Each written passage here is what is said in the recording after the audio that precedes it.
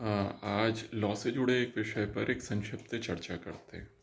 यह विषय सीधे लॉ से तो जुड़ा नहीं है, लेकिन इसको समझने के लिए हमारे को इसको इस प्रकार समझना पड़ेगा जिसमें कि कानून का एक इसमें एंगल रहे, हमेशा रहे। तब यह बात हम ज़्यादा अच्छे से समझ पाएंगे। सुप्रीम कोर्ट के एक जज हैं जस्टिस दीपांकर दत्ता।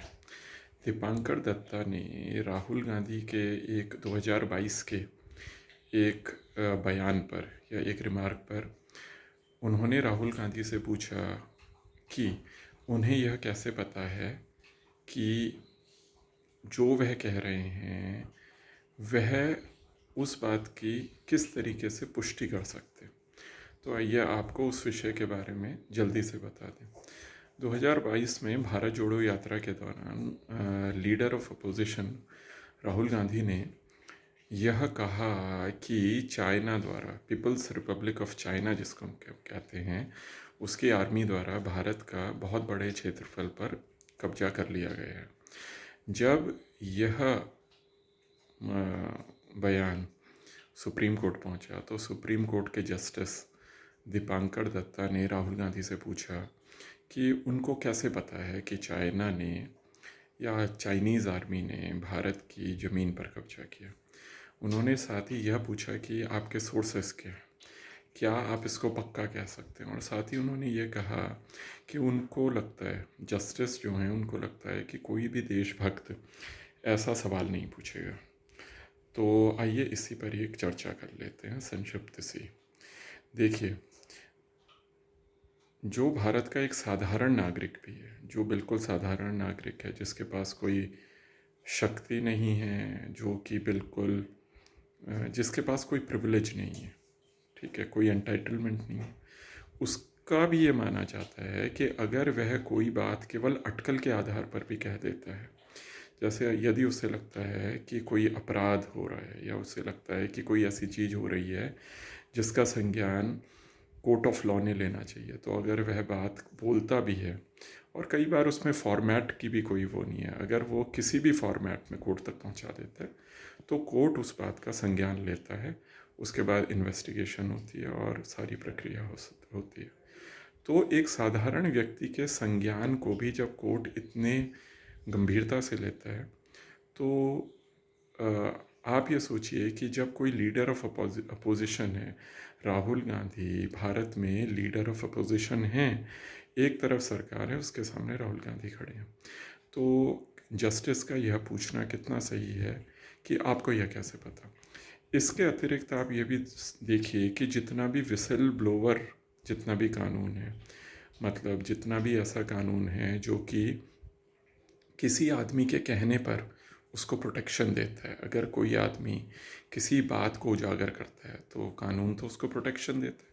तो इसको इसको जितने भी ये विसल ब्लोअर प्रोटेक्शन के कानून हैं, ये भी इसी प्रिमाइस पर बने हैं। इनका भी आधार यही है कि कोई भी व्यक्ति अगर उसको कोई चीज़ ऐसी लगती है जिसका कि संज्ञान कोर्ट को होना चाहिए, वह उसको बोल सकता है, वह उसको उजागर कर सकता है। उससे यह नहीं पूछा जाता कि आपको यह कैसे पता है। अगर माना कि किसी भी व्यक्ति से आप यह पूछेंगे तो लोग फिर बोलना छोड़ देंगे, लोग फिर चीज़ों को उजागर करना छोड़ देंगे।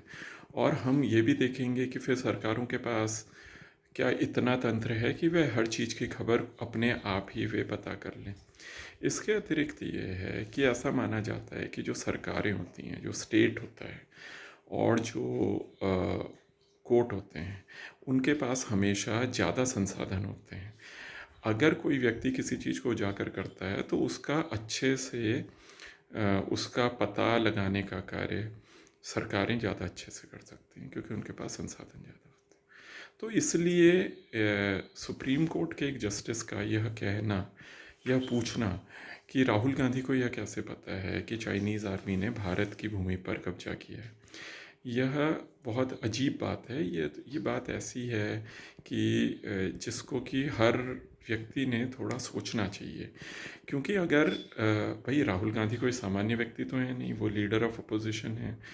अगर वह ओथ लेके संसद में बैठ रहे हैं, अगर उन्होंने शपथ के शपथ लेके वो है संसद में बैठ रहे हैं, वो एमपी हैं, तो वह जो भी बात कह रहे हैं वह शपथ ही है, वह शपथ ही है।